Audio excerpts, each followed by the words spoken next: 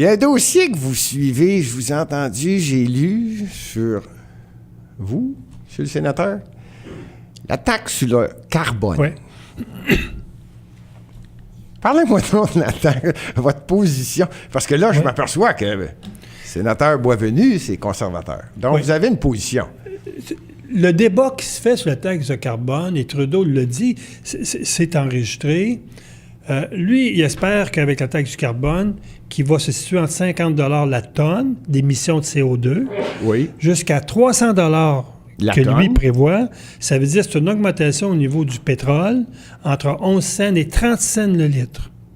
Et lorsque la question lui a été posée il y a quelques semaines en disant les prix déjà en Colombie-Britannique qui a adopté la même taxe, le litre en Colombie-Britannique est à 1,69 le litre. Mon Dieu, j'ai dit.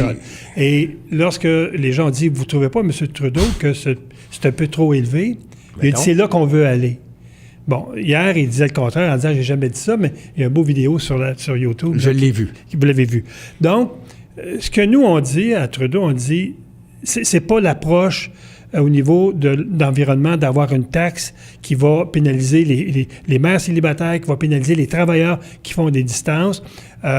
L'environnement, déjà, le Parti conservateur était en avant des libéraux sur le plan des objectifs de réduction des émissions. D'ailleurs, il n'a jamais amélioré les objectifs. C'est les objectifs conservateurs, je veux dire, celles du gouvernement de M. Harper, qui sont là.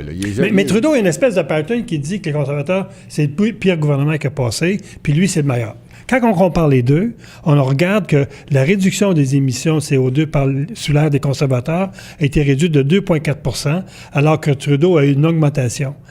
Si on regarde l'ensemble du tableau, partout où Trudeau dit « vous avez été pire que nous », puis on creuse les chiffres, on est meilleurs que lui. Pensons à l'immigration illégale, qui dit que les conservateurs ont coupé 300 millions durant les 10 ans au niveau des agents frontaliers.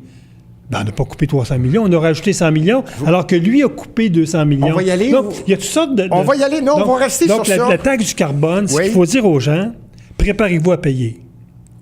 Préparez-vous à payer entre 10 sous et 30 sous le litre d'ici là, ce que Trudeau a comme objectif. Ça, c'est à la grandeur du Canada.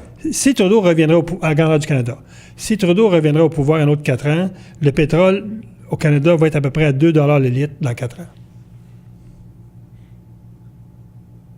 Et nous, on dit non, ça n'a pas de sens, là. Je suis estomaqué. Et quand on pose des questions au ministre des Finances, on dit votre plan au niveau financier, combien que ça va coûter aux Canadiens, aux Canadiennes, votre taxe sur le carbone? Bon, on n'a pas encore de réponse. Et lorsqu'on a demandé au ministère des Finances les documents, bien, tout est barré où ce qu'on parle de coûts. Caviardé. Exactement. Et les gens peuvent aller sur la page de Pierre Poilievre, qui est notre critique en matière de finances, et il va voir les questions qu'il pose aux fonctionnaires, les questions qu'il pose aux ministres, les questions qui sont posées à la Chambre des communes. Ça fait au moins 1 mois qu'on est là-dessus et on n'a pas encore de réponse. Pierre Poilievre, c'est le député qui est dans le cabinet fantôme. Exactement, pour les finances. Très, très bon. Oui, très, très bon. Oui. Confirmé, je l'ai rencontré. Oui. Vous avez parlé de